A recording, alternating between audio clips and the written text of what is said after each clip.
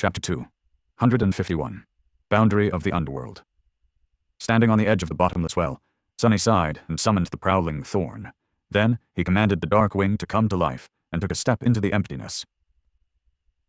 The dragonfly wings of his enchanted cloak were too fragile to rely on them alone in a situation that posed unknown risks. It was better to have a backup at hand. Softly gliding down, he descended in a straight line for a few moments, then made a turn and glanced at the other members of the party. The golden rope had been thrown into the darkness. Nephis, Effie, and Castor were already climbing down, while Kai hovered near them, ready to draw his bow should anything attack the cohort. Cassie was by his side, holding the quiet dancer in her hand. The elegant rapier served as her guide, as well as support, allowing the blind girl to make better use of the transparent wings. With it, she was able to zip around with considerable speed, or stay in one place without any surface beneath her feet. Handy. Just like that, the cohort descended to the bottom of the ancient mine. Sunny was gliding down in a wide spiral, sometimes close enough to the wall of the well to touch it with his hand. He was slightly ahead of the rest of the group. When the distance between them grew too much, he would insert the dagger into a crack in the stone and wait for others, attached to the vertical wall like a strange insect. His shadow moved further and further down, exploring the darkness below. Despite the tension that permeated the air, in the end, nothing had attacked the group of descending humans. They discovered the reason for this unexpected respite at the bottom of the mine. Sunny was the first one to land on solid ground. With other members of the cohort still a few dozen meters away, for some time, he was left in complete darkness. As soon as he took a step, something crunched under his foot. Looking down, Sunny saw a piece of pale bone. A few meters away from him, the remains of a giant skeletal creature lay broken on the ground. It resembled a snake with hundreds of tiny claws growing from its belly and a terrifying round maw. Glancing up, he judged that the length of the dead abomination was enough to coil around the whole shaft of the mine at least several times. While Sunny was thinking, the other members of the cohort approached the ground. The light of their lantern memories fell on him, then shone further, revealing the remains of the colossal bone worm. Exposed by this light, a nimble shadow glided on the stone and attached itself to Sunny's feet. Nephis was the first one to jump down. Glancing at the repulsive nightmare creature, she outstretched one hand and asked, "Sunny?" He shook his head. "It's dead. Nothing is moving out here." Soon, all of them were on the ground. Gathering around the giant worm, everyone had the same thought.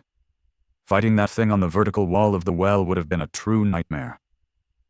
Sunny didn't know how the members of the Lost Expedition had managed to defeat the terrifying creature, but was thankful to them.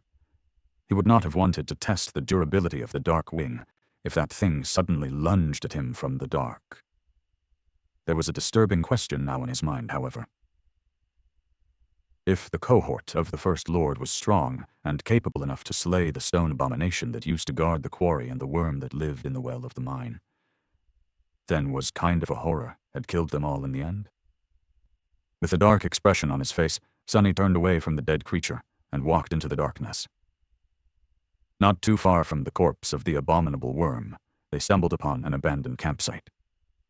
A makeshift fire pit was built on the rock floor, with 5 large stones surrounding it for the humans to sit on. A bit further, a low barricade was constructed out of the rubble, protecting the camp from unwelcomed visitors. The Lost Expedition had definitely been here. Since they had been walking, climbing, and running for the better half of the day, the cohort decided to settle for the night and continue the search tomorrow. Soon, the orange glow of a bonfire chased away the darkness. It was a bit strange to relax and cook food in the same place where the First Lord and his companions had rested and prepared theirs all those years ago.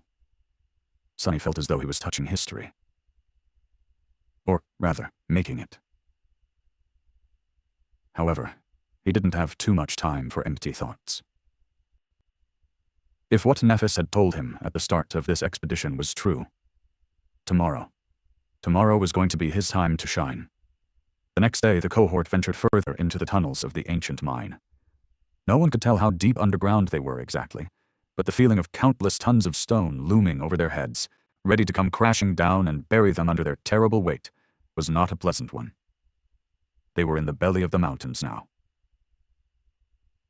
After several hours of walking through narrow tunnels, Sonny suddenly felt a soft breeze touch his cheeks. A few minutes later, a distant rustle reached his ears. The deeper they went into the darkness, the louder that rustle became, until finally turning into an easily discernible murmur of running water. Soon, they reached the dark shore of a wide underground river. The running water was black as ink, but not in the way that the waves of the cursed sea had been. There was no smell of salt in the air, too. Wisps of mist were rising above the surface of the subterranean river, swirling in the silent darkness. It looked like a boundary of the underworld. There was a stone pillar built on the shore, and tied to it, a beautiful boat made of pale wood swayed gently on the cold black surface of the dark river. Looking at the graceful boat, Sonny sighed. It was time to earn his keep.